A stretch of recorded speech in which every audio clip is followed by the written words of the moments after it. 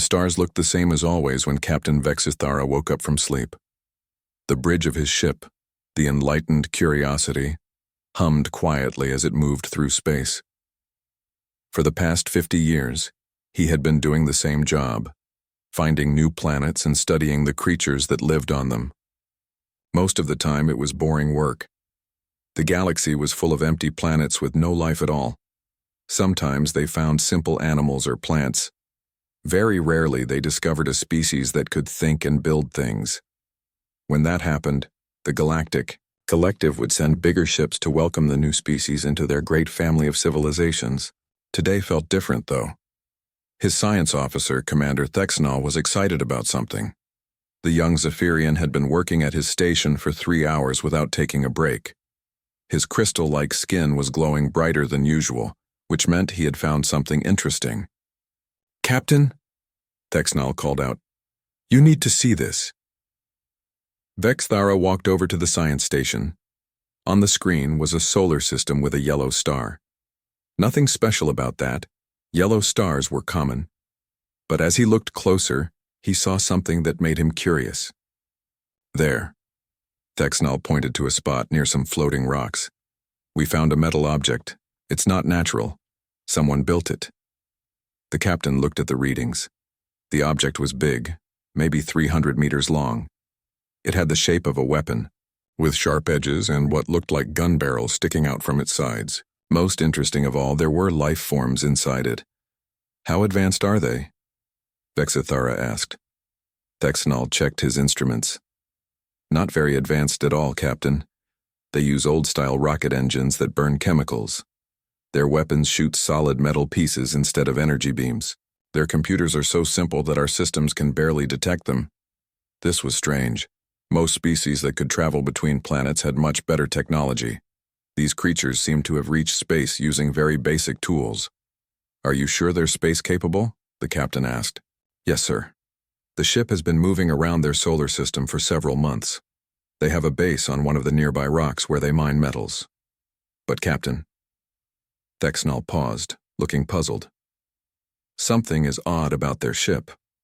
"What do you mean?" "Look at these scans of the hull." Thexnal brought up more images. "See these marks? These are battle scars, lots of them. This ship has been in many fights." Vexthara studied the pictures. The young officer was right. The metal skin of the ship was covered with patches and repairs. Some areas had been completely rebuilt. It looked like this vessel had survived terrible battles. But who would they fight? The captain wondered out loud. "Our scouts haven't found any other advanced species in this area of space." "Maybe they fight each other?" Thexnal suggested. "Some primitive species are very violent." This made sense. Many young civilizations went through periods of war before they learned to live in peace. The Zephyrians themselves had fought many wars long ago, before they joined the Galactic Collective. "Should we make contact, Captain?" Thexnal asked. Vexithara thought about this. The standard procedure was to study a new species carefully before revealing themselves. The Galactic Collective had learned that first contact could be dangerous if not done properly. Some primitive species became afraid and attacked.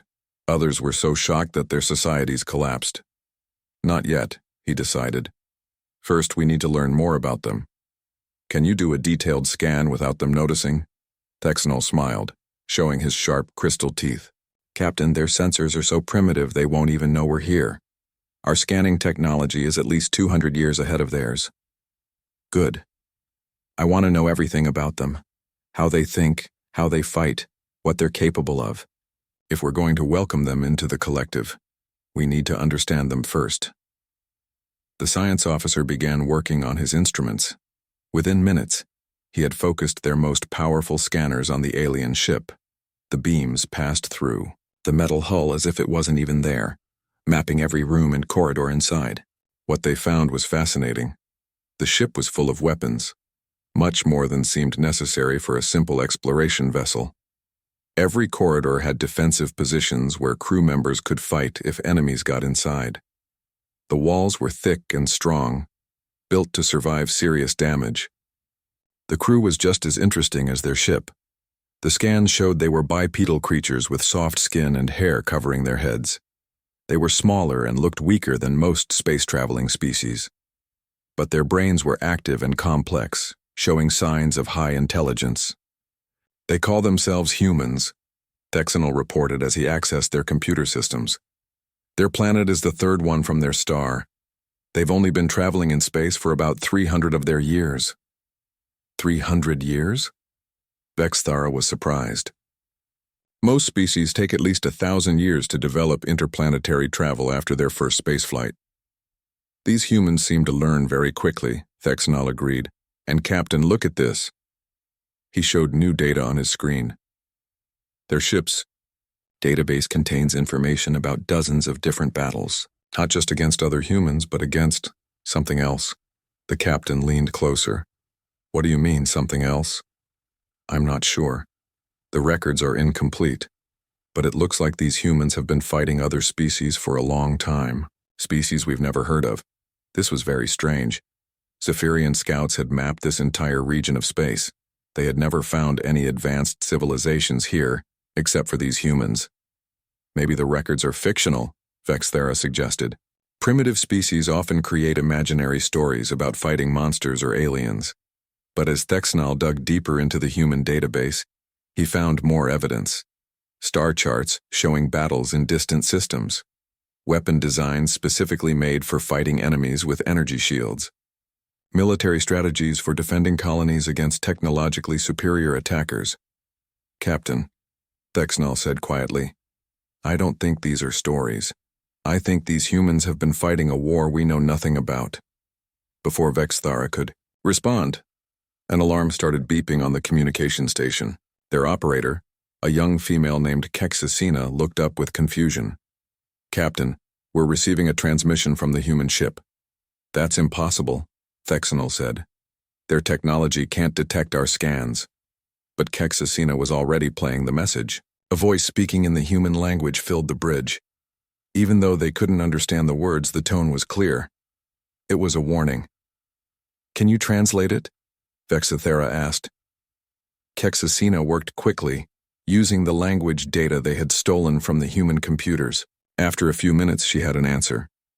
They're ordering us to identify ourselves and explain why we're scanning their ship, she reported. And Captain, they're powering up their weapons. Vexthara looked at the tactical display. The primitive human ship was indeed preparing for battle.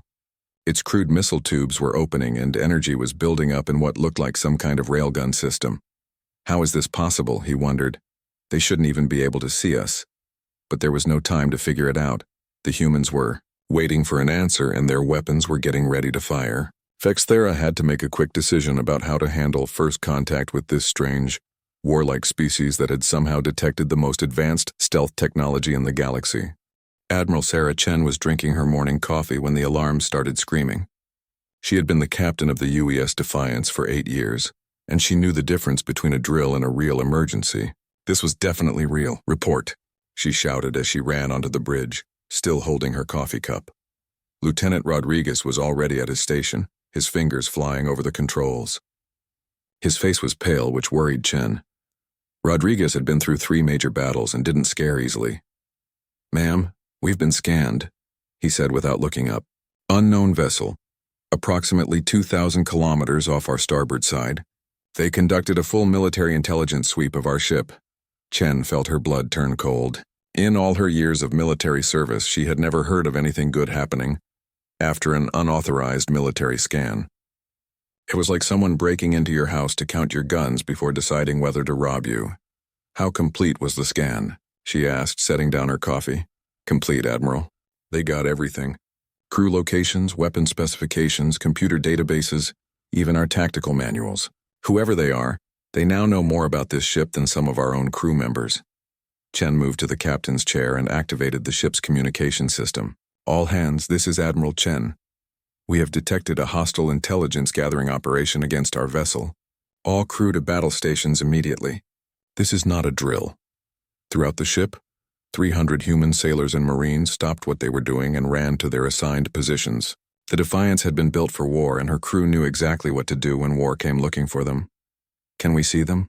Chen asked. Rodriguez shook his head. They're using some kind of advanced stealth technology. Our sensors can barely detect them even though we know exactly where they are. How do we know where they are then? The scan beam, ma'am. When they scanned us, they had to send energy our way. Our passive sensors picked up the beam source. Chen nodded.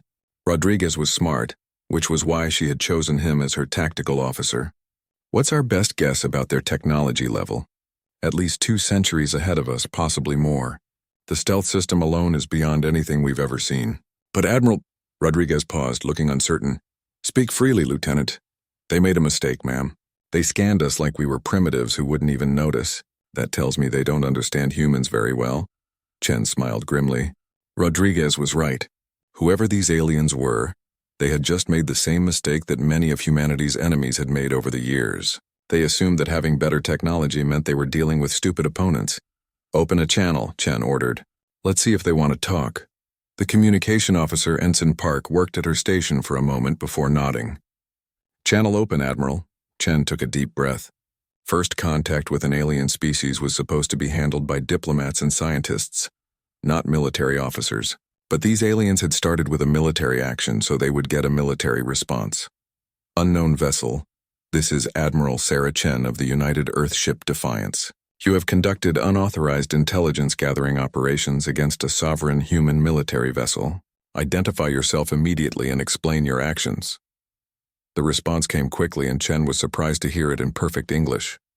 Primitive vessel, you are in no position to make demands. We are the Zephyrian Science Fleet. Your species will submit to proper classification and integration into the Galactic Collective. Chen felt her anger rising. The alien's tone was like a teacher talking to a disobedient child. But it was the word submit that really made her furious. Rodriguez, she said quietly. How long would it take to get a message to Earth Command? About 6 hours by quantum burst, ma'am. Send the following message immediately. Contact with hostile alien species. They have conducted military reconnaissance and demanded our submission. Request immediate implementation of Protocol 7.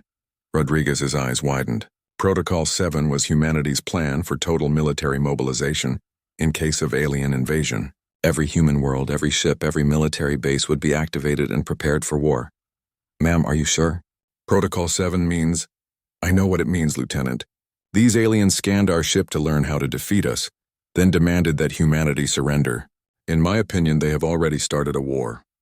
We're just making sure we're ready to fight it. Chen opened the communication channel again. Zephyrian vessel, let me explain something to you. Humanity does not submit. We do not surrender. And we do not allow other species to gather intelligence on our military capabilities without permission. You have committed an act of war against the human species.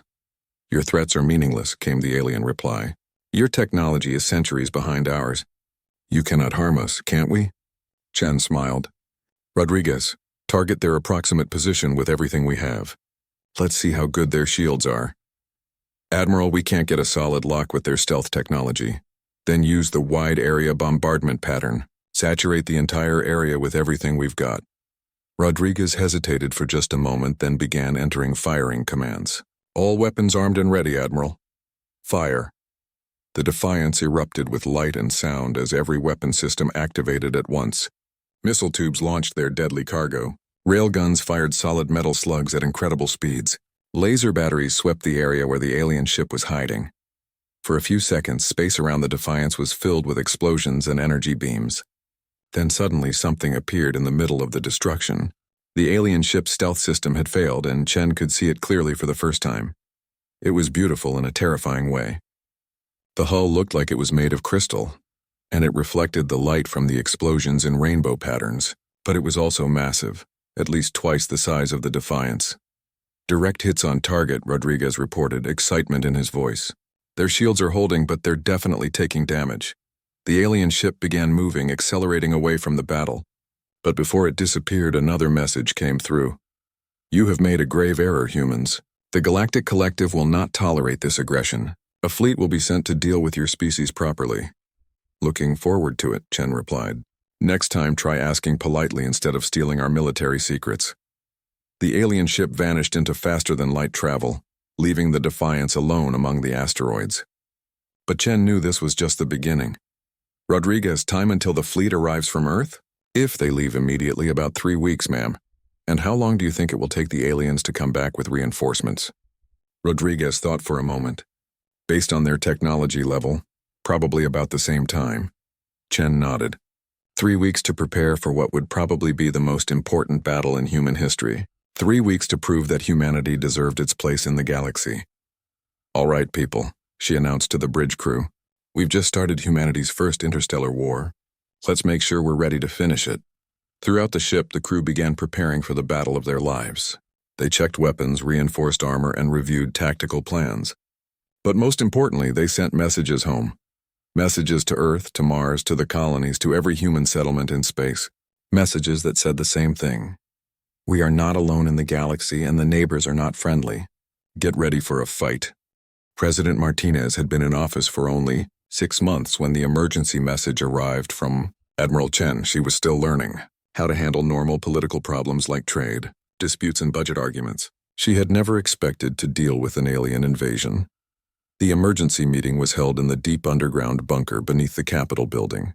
Around the table sat the most powerful people in human space. Military commanders, intelligence chiefs, and the governors of the major colonies. All of them looked as shocked as Martinez felt. Let me make sure I understand this correctly, she said, reading from the report again. Aliens scanned one of our warships, downloaded all of our military secrets, and then told us to surrender? Admiral Reyes, commander of the Home Fleet, nodded grimly. That's exactly what happened, Madam President. And according to Admiral Chen, they're coming back with a bigger fleet to force our submission. General Harrison, who commanded the Colonial Defense Forces, leaned forward. How much time do we have? Chen estimates 3 weeks, maybe 4, Reyes replied. But we have to assume they could arrive sooner. Martinez looked around the table. These were experienced military leaders who had fought in dozens of battles against pirates, rebels, and hostile alien creatures. But this was different. This was a technologically superior enemy that wanted to conquer all of humanity. What are our options? She asked. Defense Minister Okafor activated a holographic display showing human military forces throughout the solar system. We can implement Protocol 7, full military mobilization of all human assets. Explain what that means. Every human settlement becomes a military base. Every civilian ship becomes part of the fleet. Every factory starts producing weapons and supplies. Every person capable of fighting joins the military. Okafor paused. Madam President, Protocol 7 essentially turns our entire civilization into a war machine. Martinez felt the weight of the decision pressing down on her. Protocol 7 had been designed during humanity's early expansion into space, when they faced constant threats from hostile aliens and dangerous environments. It had never been used on this scale before. What if we try to negotiate? She asked. Maybe we can find a peaceful solution. Admiral Reyes shook his head. With respect, Madam President, they already made their position clear. They want us to submit to something called the Galactic Collective. They're not interested in negotiating. They're interested in conquest, General Harrison added, and they've already seen our military capabilities. They know exactly how to defeat us. We've lost the advantage of surprise, Martinez understood. The aliens had basically walked into humanity's house, photographed all their weapons and defenses, and then announced they were coming back to take over. There was no way to negotiate from that position. How long will it take to fully mobilize? She asked. The core fleet can be ready in 2 weeks, Reyes said. Full mobilization will take about a month, but we'll be significantly stronger even after just a few days. And our chances of winning? The room fell silent. Finally, Admiral Reyes spoke carefully. Madam President, we're facing an enemy with technology centuries ahead of ours. In a straight fight, we'll probably lose. But humans have won battles against superior enemies before. How? By fighting differently than they expect. By being more determined, more creative, and more willing to sacrifice than they are. By making victory so expensive that they decide we're not worth conquering. Martinez made her decision. Implement Protocol 7 immediately. Send the activation codes to every human settlement, every ship, every military base. Tell them why we're doing this and what we're facing. Defense Minister Okafor began entering commands into his secure terminal. Within minutes, quantum transmission signals were racing across space to every corner of human civilization. On Mars, the massive orbital shipyards received the alert and immediately shifted to emergency production. Civilian cargo ships were recalled for military modification. The giant automated factories that normally produced consumer goods began making missiles, armor plating and ammunition instead. In the asteroid belt, mining platforms revealed their hidden secret. They had all been designed to serve as weapons platforms if needed. Massive railguns emerged from what looked like innocent mining equipment. Military crews that had been disguised as miners took their real positions. At Alpha Centauri, humanity's first interstellar colony, Governor Chen, Admiral Chen's older brother, watched the Protocol 7 message and immediately began evacuating civilians to underground shelters. The colony's defense fleet, which consisted of only 6 ships, began preparing for what would probably be a hopeless last stand. But the most dramatic changes happened on Earth itself. Every spaceship in orbit was called down for military modifications. The huge population of 10 billion humans suddenly found themselves all working toward the same goal, preparing to fight for their species' survival. In the factories of North America, workers began 3-shift schedules to produce more weapons and ammunition. In the universities of Europe, scientists started working on new technologies that might help against superior alien weapons. In the training camps of Asia, millions of civilians began learning how to fight in space. President Martinez watched the mobilization reports coming in and felt both proud and terrified. Humanity was responding exactly as the planners had hoped, with unity, determination, and incredible speed. But she also knew that all of this might not be enough.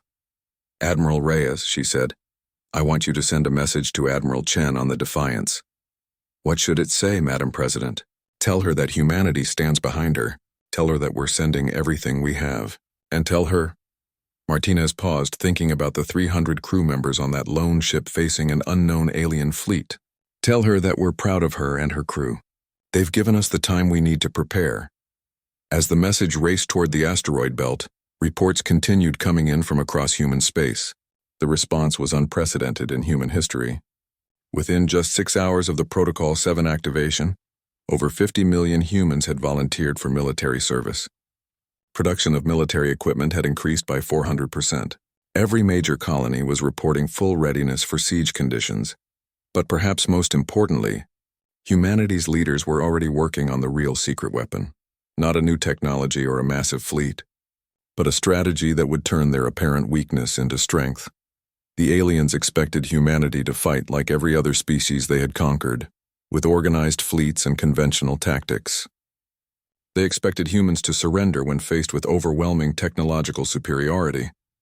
They were about to learn that humans had spent their entire history fighting enemies who were bigger, stronger, and better equipped, and humans had learned that the best way to win such fights was to make them so bloody and expensive that the enemy decided to look for easier targets. General Harrison was already working on plans that would turn every asteroid into a potential weapon, every space station into a fortress, and every human settlement into a trap. The aliens might have superior technology, but they were about to face something they had never encountered before, a species that would rather die fighting than live as slaves.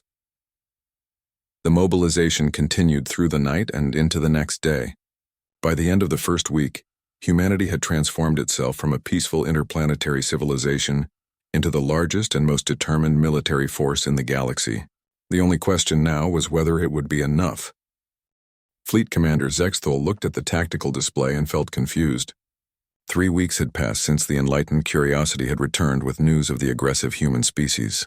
The Galactic Collective had responded quickly, sending a pacification fleet of 47 ships, more than enough firepower to subdue any primitive civilization. But what he saw on his screens didn't look like a primitive civilization. "How many ships are we detecting?" he asked his tactical officer. "Over 300, sir, and that's just the ones we can see clearly. There might be more hiding among the asteroids." Zexthul studied the formation. The humans had turned their entire solar system into a fortress. The asteroid belt was now a maze of weapons platforms and hidden gun emplacements. Massive ships that looked like floating cities hung in space near the human homeworld, and everywhere, smaller vessels moved in complex patterns that suggested a sophisticated defensive strategy. "Are we certain these are the same primitives that the enlightened curiosity encountered?" "Yes, sir." The ship designs match, although many appear to have been heavily modified with additional weapons. Captain Velketh of the battleship Righteous Authority appeared on Zexthul's communication screen. "Commander, my sensors are detecting some unusual readings from the human vessels. What kind of readings? Their hulls are much thicker than expected for ships of this size. And, sir, they appear to have multiple redundant systems for everything. Life support, power, weapons, and everything is backed up several times over. Zexthul frowned. Most civilized species built their ships for efficiency and comfort. These human ships seem to be built for surviving terrible damage. Perhaps they are simply inexperienced shipbuilders, he suggested. But even as he said it, Zexthul didn't believe it. The human formation was too well organized. Their positioning showed a deep understanding of space combat tactics. These were not the actions of an inexperienced species. Sir, his communication officer interrupted. We're receiving a transmission from the humans. Put it through. The image that appeared on the screen was a middle-aged human female wearing a military uniform. Behind her, Zexthul could see other humans working at what looked like weapon controls. I am Admiral Sarah Chen of the United Earth Defense Forces, the human said. You are trespassing in human space with a military fleet. State your intentions immediately. Zexthul was surprised by the human's tone. Most primitive species were either terrified or awed when they saw the technological superiority of the Galactic Collective. This human sounded angry and impatient. I am Fleet Commander Zexthul of the Galactic Collective, he replied, trying to project the calm authority that usually worked with inferior species. We are here to complete the integration of your species into the Collective. Your resistance to our previous diplomatic contact was noted, but further opposition is futile. The human admiral smiled, but it wasn't a friendly expression. Let me make something clear, Commander. Humanity doesn't integrate with anyone. We don't submit to anyone. And we especially don't appreciate anyone stealing our military secrets and then demanding our surrender. Your primitive weapons cannot harm our advanced vessels, Zexthul stated. We have energy shields that your kinetic weapons cannot penetrate. Kinetic weapons? Admiral Chen laughed. Commander, you scanned one ship. You have no idea what humanity is really capable of. Before Zexthul could respond, alarms began sounding throughout his ship. His tactical officer was frantically working at his controls. Sir! Massive energy buildup from the human positions. They're preparing to fire. Zexthul looked at the tactical display again. The human ships were indeed powering up weapon systems, but they weren't the primitive railguns and missile launchers that the scans had shown. These were energy signatures he didn't recognize. All ships raise shields and prepare for combat, he ordered. Show these primitives the power of advanced civilization. The battle began with the humans firing first. But instead of the expected barrage of simple projectiles, the Zephyrian fleet found itself under attack from weapons they had never seen before. Concentrated plasma beams that somehow penetrated their energy shields. Missiles that changed direction multiple times to avoid defensive fire. Explosive devices that created localized gravity wells, crushing ship hulls like paper. And strangest of all, kinetic projectiles that move so fast they seem to ignore the laws of physics. How is this possible? Zexthul demanded as his flagship shook under multiple impacts. Our intelligence said they were centuries behind us technologically. Sir, his science officer called out, I'm analyzing their weapons. They're not using advanced technology. They're using basic principles in ways we never considered. Explain. The plasma weapons are just superheated gas fired through magnetic tunnels. The fast projectiles are simple metal rods accelerated by massive electromagnetic coils. They shouldn't work against our shields, but they're using so much raw power that they're overwhelming our defenses. Zexthul watched in shock as 3 of his destroyers were destroyed in the first 5 minutes of combat. The humans were fighting with a brutal efficiency that ignored conventional tactics. When their shields failed, they kept fighting. When their weapons were destroyed, they used their ships as rams. When their hulls were breached, the crew kept fighting from inside damaged compartments. Captain Velketh, report. He called to the righteous authority. Heavy damage, sir. These humans fight like they're insane. One of their pilots just crashed his fighter into our main gun. He destroyed himself just to damage our weapon. This was beyond Zexthul's understanding. Civilized beings didn't sacrifice themselves like that. They surrendered when the situation became hopeless. They valued their lives more than victory, but the humans seemed to fight harder as the battle went against them. Every ship that was destroyed took at least one Zephyrian vessel with it. Every human soldier fought until they were killed. There was no surrender, no retreat, no negotiation. Commander, his tactical officer shouted over the noise of battle. The humans are launching some kind of new attack, massive objects approaching from the asteroid belt. Zexthul looked at the display and saw something that made his blood freeze. The humans had apparently hollowed out several large asteroids and filled them with engines and weapons.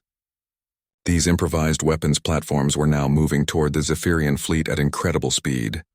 "They're going to ram us with asteroids," someone screamed. The first asteroid struck the cruiser and lightened progress, crushing it instantly. The second one hit a destroyer, vaporizing it in a massive explosion. The third asteroid was intercepted by concentrated fire from multiple ships, but the explosion was so large that it damaged everything within 1,000 kilometers. "Sir, we've lost 18 ships," the tactical officer reported. "And the humans are launching more asteroids." Zexthul made a decision he had never thought he would have to make. "All ships, retreat! Fall back beyond the edge of the system." As the Zephyrian fleet fled, Admiral Chen's voice followed them on the communication channel. "Next time you want to integrate somebody, try asking nicely first." The Battle of Sol was over. The most technologically advanced fleet in the galaxy had been defeated by a species that used primitive weapons and fought with impossible determination. As his damaged fleet regrouped at a safe distance, Zexthul realized that everything the Galactic Collective thought they knew about warfare had just changed. The humans had proven that superior technology meant nothing if your enemy was willing to sacrifice everything for victory, and from the look of their defenses, these humans were prepared to sacrifice everything. 3 months after the Battle of Sol, representatives from across the galaxy gathered on Kepler Station for the most important meeting in galactic history. The neutral space station orbited a dead star far from any major civilization, making it the perfect place for difficult conversations. Ambassador Velthar of the Zephyrian Republic sat nervously in the Great Council chamber. His crystalline features showed stress patterns that his species rarely displayed in public. Across from him sat dozens of other species representatives, all looking equally uncomfortable. High Counselor Mexdan of the Rigelian Empire was the first to speak. "Let's be honest about why we're here. The humans destroyed nearly half of a collective pacification fleet using primitive technology and impossible tactics. Every military advisor in the galaxy is trying to figure out how they did it." "It wasn't just the technology," said Ambassador Kelnara from the Centauri Federation. "We've analyzed the battle recordings. The humans fought like they would rather die than surrender. Some of them deliberately crashed their ships into ours just to cause damage. That's what I don't understand," admitted Fleet Commander Raxthul of the Andromedean Navy. "Civilized beings don't behave that way. When facing superior forces, rational beings negotiate or surrender. These humans seem to consider death preferable to defeat." Ambassador Velthar activated a holographic display showing the aftermath of the battle. "The humans didn't just win a single engagement. Our intelligence reports indicate that every human settlement in their space is now fortified. Every human ship has been modified for combat. Their entire civilization has become a military organization." "How is that possible?" asked Counselor Mexdan. "Most species can't maintain that level of militarization without their society collapsing." "Because most species see war as something that happens to them," came a new voice from the chamber entrance. "Humans see war as something they do."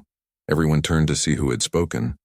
A female human in a simple blue uniform had entered the chamber. She walked confidently to an empty seat at the table, completely ignoring the fact that she was surrounded by dozens of alien species who could have destroyed her planet just months ago. "I am Ambassador Elena Chen, representing the United Earth Government," she announced. "I'm here to discuss terms for peaceful coexistence between humanity and the Galactic Collective." The chamber erupted in surprised conversation. Several species representatives objected loudly to the humans' presence, but High Counselor Mexdan raised his hand for silence. "The humans have proven they cannot be easily conquered," he said pragmatically. "Perhaps it's time we listen to what they have to say." Ambassador Chen activated her own holographic display. Instead of showing military formations or battle scenes, it showed human colonies, farms, schools, and families. "You made certain assumptions about humanity based on one encounter with one of our ships," she began. "You assumed we were primitive because our technology isn't as advanced as yours. You assumed we would surrender because most species do when faced with superior firepower. You were wrong on both counts." "How did you defeat ships with technology centuries ahead of yours?" demanded Fleet Commander Raxthul. Chen smiled. by not trying to match your technology. Instead, we used our advantages: numbers, determination, and tactical flexibility. We built weapons that were simple but effective. We used strategies you had never encountered because no civilized species had ever tried them. You destroyed your own ships to damage ours. Ambassador Kelnara said accusingly. That's not tactics, that's madness, is it? Chen asked calmly. One human fighter pilot traded his life to destroy a weapon that could have killed 1,000 of his friends. From our perspective, that's not madness. That's heroism. The alien representatives exchanged uncomfortable looks.